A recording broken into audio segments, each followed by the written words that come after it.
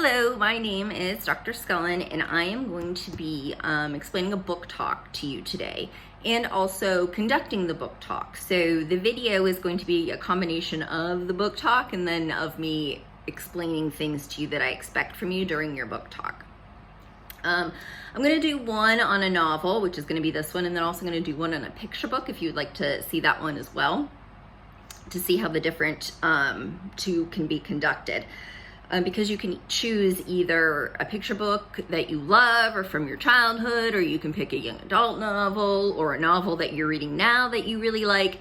The book you choose is really up to you. I just want you practicing conducting a book talk because it's one of the best ways to get kids reading books if they see you passionate about books as well.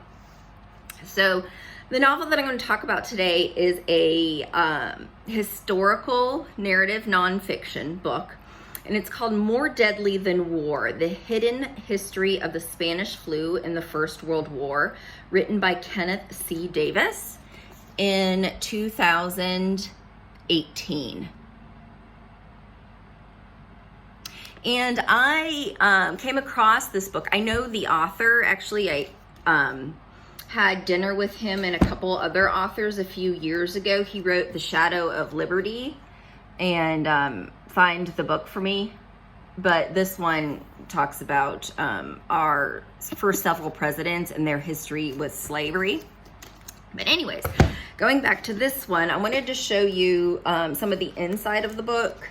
You can see it is very much illustration based and photo based. A lot of historical pictures in here that really bring the book to life. A lot of captioning. But this book, let me give you an overview about it first. So it goes into detail about how the Spanish flu happened during World War I, but nobody really remembers that.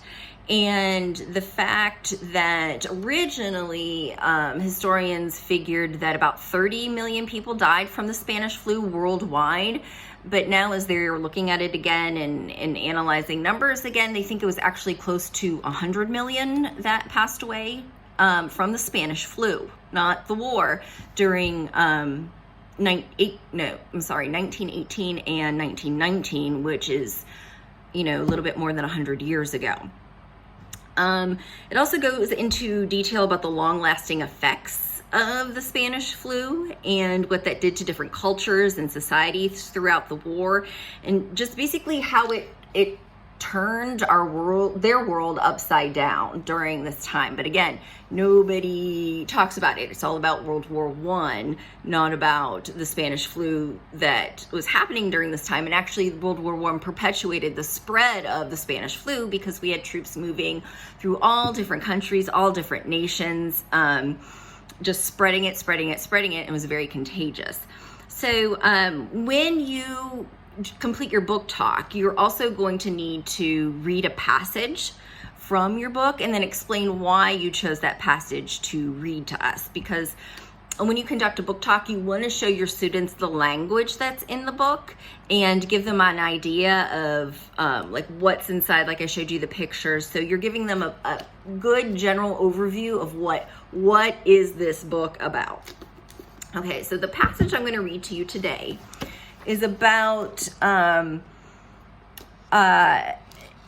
like how this was all glossed over because it was so horrible that nobody wanted to think about it anymore. So it's 2 paragraphs. Given these horrors, it is somewhat surprising that the devastation caused by the Spanish flu has been hidden in history books.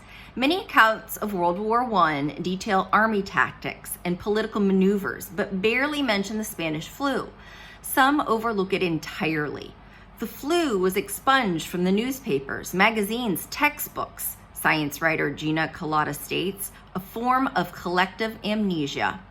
The average college graduate born since 1918 literally knows more about the Black Death of the 14th century than the World War I pandemic, writes historian Alfred Crosby.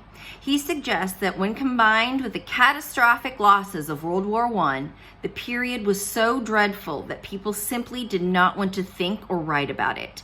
It fell into a black hole of history. And I read that to you.